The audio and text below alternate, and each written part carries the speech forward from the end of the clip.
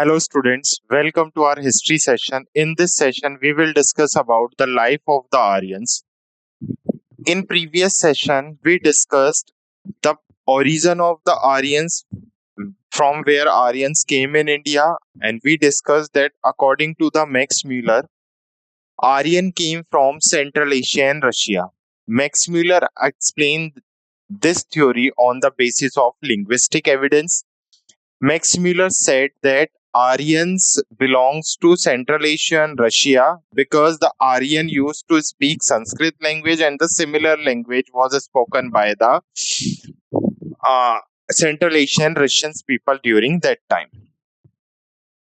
We also discussed the economical life of Aryans. We also discussed the barter system and the gold coins during the time of Aryans. Aryans used to worship nature only, but in Indus Valley civilization, the people used to worship uh, idol worship basically. There was a very developed social life during the time of Aryans. In this section, we will discuss about the animals during the time of Aryans basically. So animals during the time of Vedic age especially was cow. So Aryans used to domesticate cow. Cow held a significant religious and economical importance during the time of Aryans. How religious importance and how economical importance. In religious importance, basically Aryans used to worship cow. They gift cow to the priest. So cow plays an religious significant, also economical. They used to trade with cow. They used cow as a barter system in economy. So cow play a significant religious and economical role during the time of Aryans. Aryans also symbolize cow as wealth and prosperity. So they were reversed as a symbol of wealth and prosperity. Also, cattle were used for dairy products, plowing fields, and as a form of currency in exchange trade. So cattle was used for dairy products to plow the fields for agriculture and form of currency in exchange. As I already said, they trade with cow also. The king battled for cattle only. The person who had maximum cows and horse was known as a wealthy person, and the battle was occur only for cattle only, not for the property. The cow is known as Aganya during the time of Vedic age. The correct pronunciation of cow was Aganya. They used cow as Aganya, or they used to pronunciate cow as Aganya. And the person whose domesticate cow was known as Gomat. The cow was known as Aganya, and the person who used to domesticate cow was known as Gomat. Two major words during the time of Aryans came from the cow. The one word is Godhuli and the another word is Gavyuti. Basically, Aryans used Godhuli to denote the evening time. So Godhuli represent the time of the Aryans, and especially for evening time, Aryan used Godhuli word. And for measurement of distance, they used a word known as Gavyuti. Clear? So Godhuli represent evening time and Gavyuti represent the measurement of distance. Okay. Apart of cow, there were lion also, there were horses also, there were sheep also, and there were tiger also. So during Indus Valley civilization, we did not found any skeleton of lion. So we can say that lion was not discovered during the time of Indus Valley civilization, but during the time of Aryans, the lion was discovered. The lion was discovered during the time of Aryans only. Cow was also discovered, and there was a metal iron. Indus Valley civilization people used to trade with or used to make basically elements or used to make potteries by using bronze metal. That's why Indus Valley civilization also known as Bronze Age. But iron in later Vedic period, the iron was discovered by the Aryans only. So they also discovered iron. There were majorly teen female poets known as Apala, Lopamudra, and Ghosh. So Apala, Lopamudra, and Ghosh was also belongs to the Vedic age. Clear?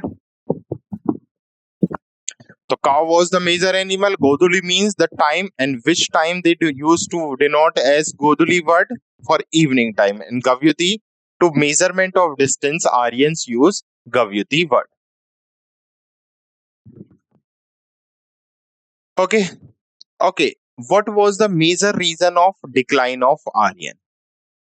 Aryan, according to the slide, or we have discussed that Aryans came in India around 500 BC and established in Sapta Sindhu, and they decline this or they leave this location around 600 BC. What was the major cause? What was the major reason that Aryan shifted to another location and leave this location with full of waters, pure rivers, and full of fertility power? The major reason was tribal attacks.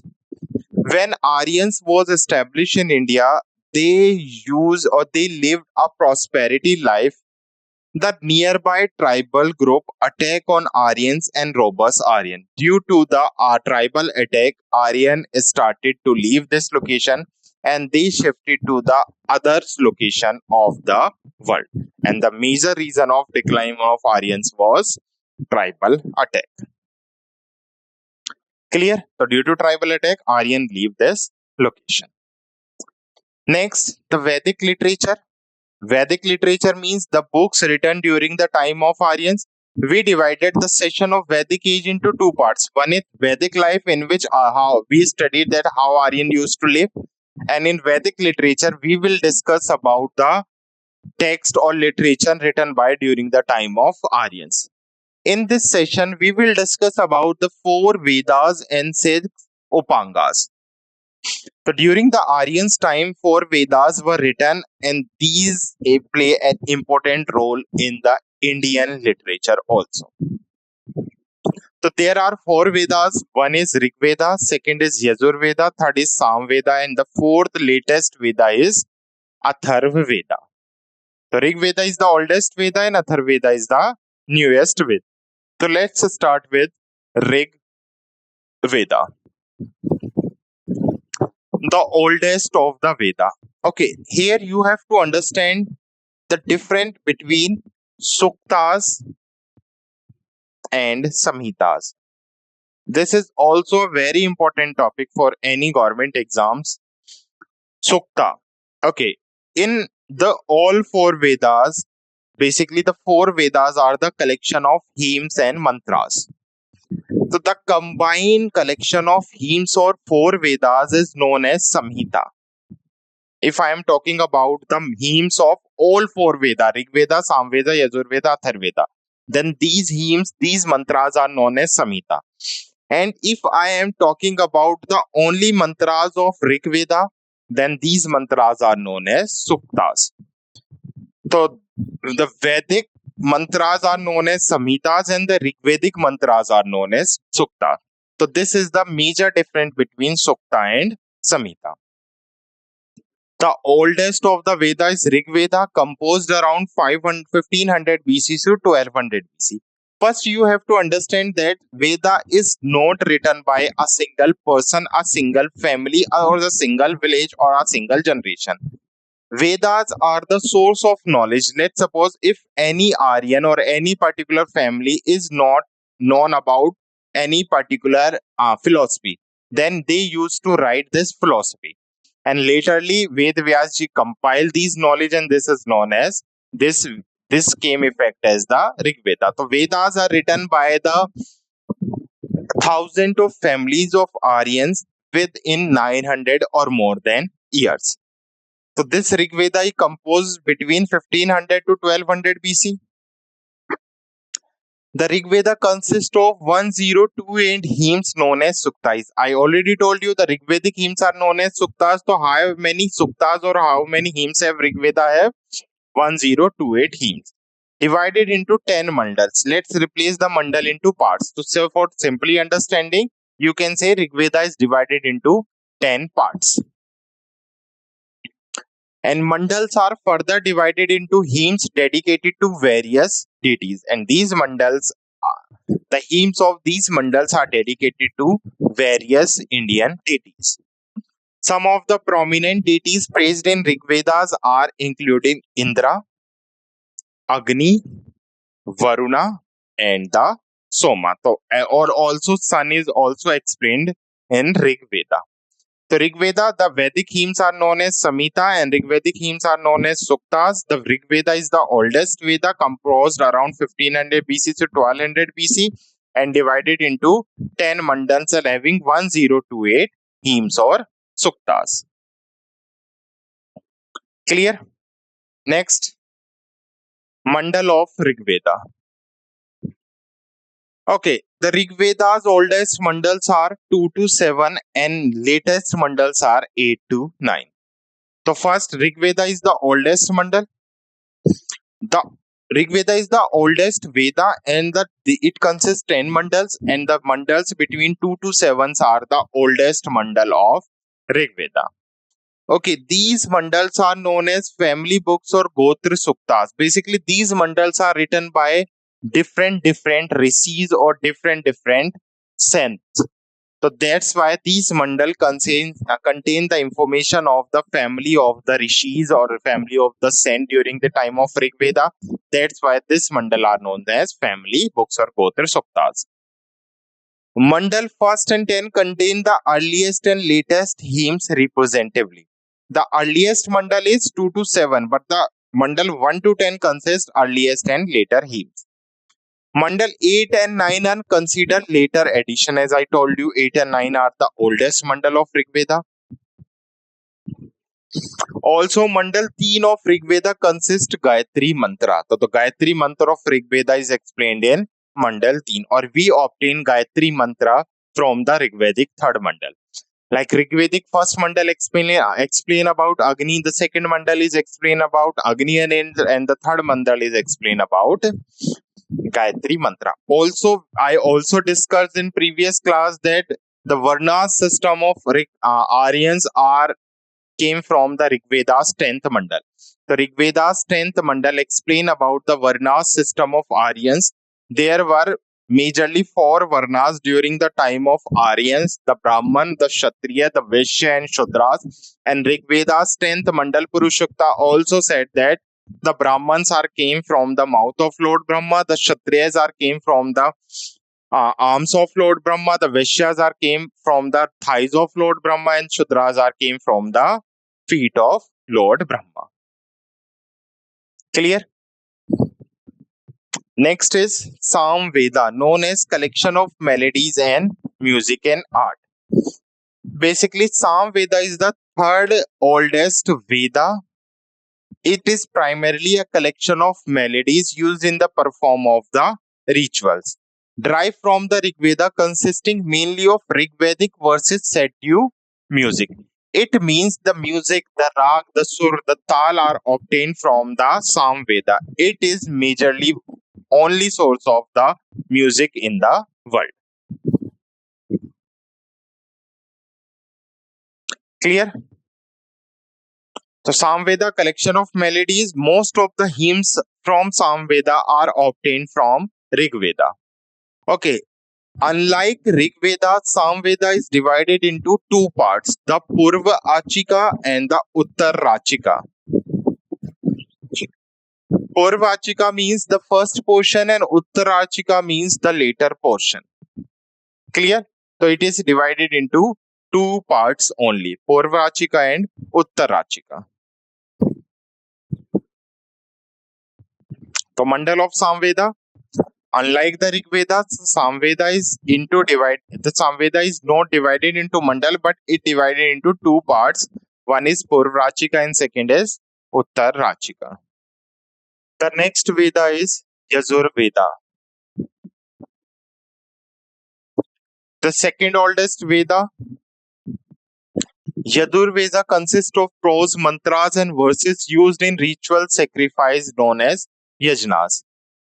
Basically, it explains about the rules and regulations follows during the time of worship and during the time of sacrifice. There are different type of worship in India, and each worship have different rule. So these rules are explained in the Yajurveda. So it consists the rules and regulation during the worship and sacrifice. Okay, it also have two branches or two parts, unlike Rigveda or like Samveda. The first part is known as Shukla Yajurveda, and the second part is known as Krishna Yajurveda. Shukla Yajurveda also divided into 40 parts, and Krishna Yajurveda is also divided into 4 sections. So Yajurveda itself divided into two majorly parts, the Shuklas and the Krishnas. And Shuklas also divided into 40 chapters known as Adhyas, and Krishna is also divided into 4 parts. So the Mandal of Yajurveda, there is one Mandal known as Shukla Yajurveda, and then is Krishna Yajurveda. Shukla Yajurveda comprise 40 chapters, Adhyas, and is associated with Titriya Shakha. So the Shukla Yajurveda explain about the Titriya Shakha of the Indian philosophy. While Krishna Yajurveda divided into 4 sections. The first section is Maitrayani Samhita. The second section is Kathaka Samhita. The third section is Kapisthala Kathaka Samhita. And the fourth section is Tatriya Samhita. Clear? The Shukla Yajurveda, 40 chapters with associated with Titriya Shakla, and the Krishna Yajurveda divided into 4 sections or parts. So this is Yajurveda. And last Veda is Atharvaveda. This is the newest Veda of India, which comprise the philosophy of medicine, daily life, as well as black magic also. So black magic, Jadu, Tona, Toktar came from the Atharvaveda. So it consists of hymns, incantations, and spell primarily used for domestic rituals and healings, basically. Considered to be a later addition to the Vedic corpus, and some historians says that Atharvaveda is compiled by the Rishi Atharva. So it is compiled by the Rishi Atharva. It contains a wide range of subjects including medicine, philosophy, daily life, and black magic. It is divided into 12 books which are known as Kandas, not Mandalas. So the books named the section or the parts of the Atharvedas are known as Kandas. So Atharveda is organized into 20 books known as Kandas rather than Mandalas. Clear? So these are the 4 Veda: Rigveda, Samveda, Yajurveda, and Atharveda. And important points related to these Vedas.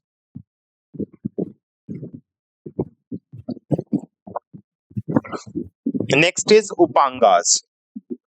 To understand Vedas, Upangas were written. What is the meaning of that?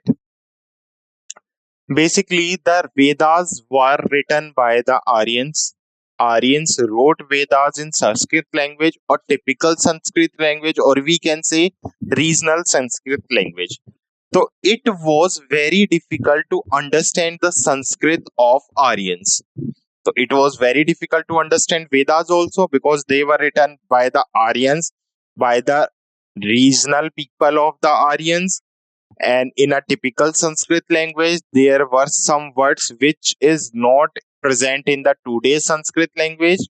So to understand Vedas or to simplify Vedas, the 6 Upangas were written.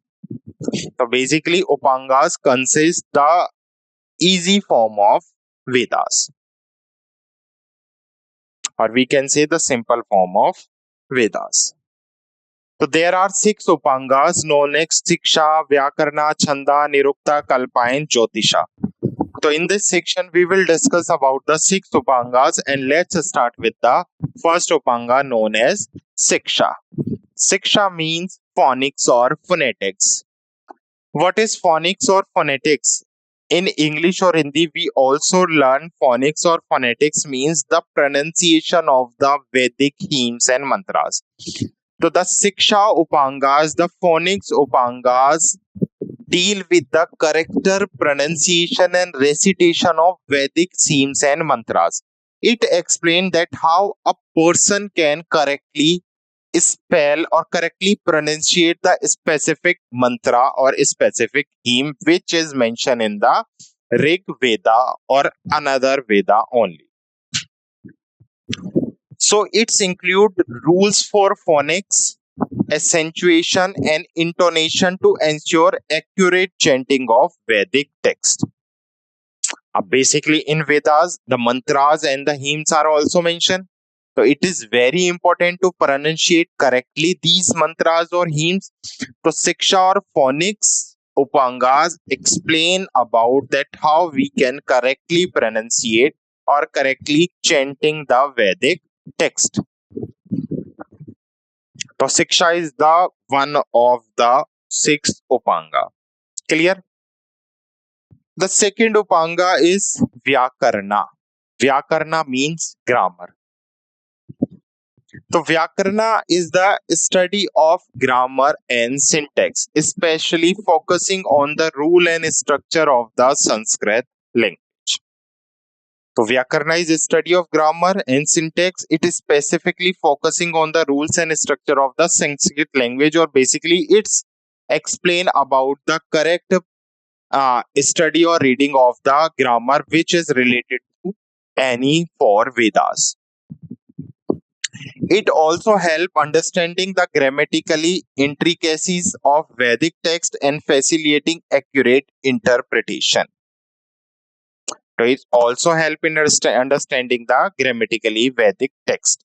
Also facilitate accurate interpretation or how we can write Sanskrit in a proper grammar. This is the second book written by the Ashtadhyayi. Ashtadhyayi is the first Sanskrit grammar book written by the Panini, and Vyakarna is the second grammar book written for Sanskrit language or written to understand Veda. So Siksha, phonic sound, Vyakarna explain about the grammar which is used in the Vedas. Clear? The next is Chandas, metres. Chandas means the correct rhythmic or rhyming form of any stanzas. Let's suppose if we read a poetry, then we need to rhyme the last word and in a rhythmic form. So there are lots of chandas which are mentioned in the Rigveda or Samveda and Yajurveda or Atharveda. So basically, this chanda deal with the meter and poetry rhythmic used in the Vedic hymns and mantras. So it's explain about the correct rhythmic and rhymic pronunciation of any poetry which is mentioned in Veda. It also involved the study of various poetic chandas employed in Vedic literature and their significance.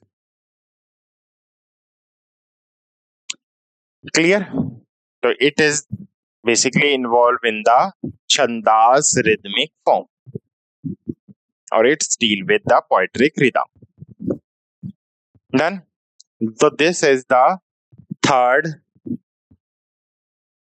basically Upanga of Vedas or during the time of Vedas. The fourth is Nirukta, which refers to etymology. Okay, Aryans used very difficult Sanskrit word in Rigveda.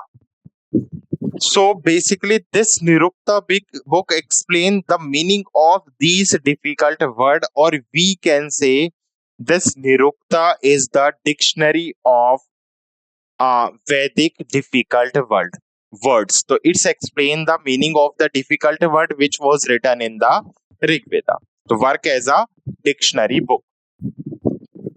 So Nirukta is concerned with the etymology, the semantics, the interpretation, and Vedic words and phrases. It provides explanations and insight into the meaning of archaism or obscure term found in the Vedas. So it's provide explanation and insights into the meaning of archaism or obscure term found in the Vedas only. Clear? So this is Nirukta. And the second and last slide and the last kalpas and Jyotisha. Kalpa deals means rituals. There were basically Aryans performed sacrifice ceremonies or Vedic practice during their time. So it explained the correct ritual, the correct method to perform any ritual. So Kalpa deal with the ritualistic aspect of Vedic practice, including ceremonies, including sacrifice, and including religious rites. It's also provide detailed instructions and procedure for performing various rituals according to the Vedic tradition.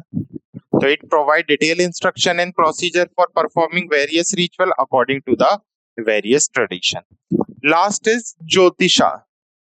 Aryans basically believes on the celestial bodies and their present and their position.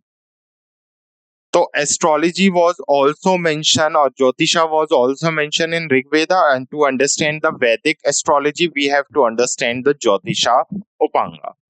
So it's also explain about astrology and astronomy. So Jyotisha encompass both astrology and astronomy, focusing on the study of celestial bodies and their influence on the human affairs.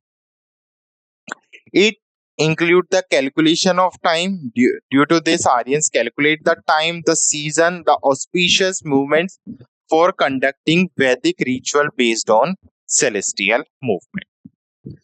So these are the 6 Upangas were written to understand the Vedas. So I hope you understand this session. Let's quick revise the session which we have discussed in this class. The first we discussed the animal during the Aryans. The major animal was cow. They used cow as a gift of priest. Also the barter system. Cow played the religious and economical importance during the time of Aryans. Also cow was known as Aganya and the person who domesticated cow was known as Gomat. Godoli and Gavyuti word came from the name of cow only. During the Aryans, 4 Vedas and 6 Upangas were written. The first major Veda was Rigveda, which was known as oldest Veda, and the hymns of Rigveda was known as Suktas. It consists 1028 hymns and 10 mandals. The oldest mandal is 2 to 7 mandals and newest is 8 to 9. Also, this is mandal 3 is important. We obtain Gayatri month from Rigveda. The next Veda is Samveda, collection of melodies. The music came from Samveda and divided into 2 parts, Purvachika and Uttarachika. The next is Yajurveda, deals with the rules and regulations during the time of worship and sacrifice, and it divided into Shukla and Krishna Pakshas. Shukla and Krishna also divided into 40 and 4 sections. Atharveda deal with the medicine, philosophy, daily life and black magic and divided into 12 kandas, not mandalas. The 6 Upangas were written to understand the Vedas. The first Upanga, Shiksha, explain about the phonic sound of Vedic hymns. The Vyakarana explain about the correct rules of the Vedic grammar. The Chandas explain the rhythmic and rhymic sound of any poetry or any hymns mentioned in the Vedic age. Or Vedas. Nirukta explain about the meaning of difficult words. The Kalpa explain the rituals during the time of Aryans, and Jyotisha explain about the astrology and astronomy, or we can say the position of the celestial bodies by which Aryans used to measure time, season and auspicious movement. Clear? So this is our Vedic age time which we have discussed. I hope you like this session. Thank you.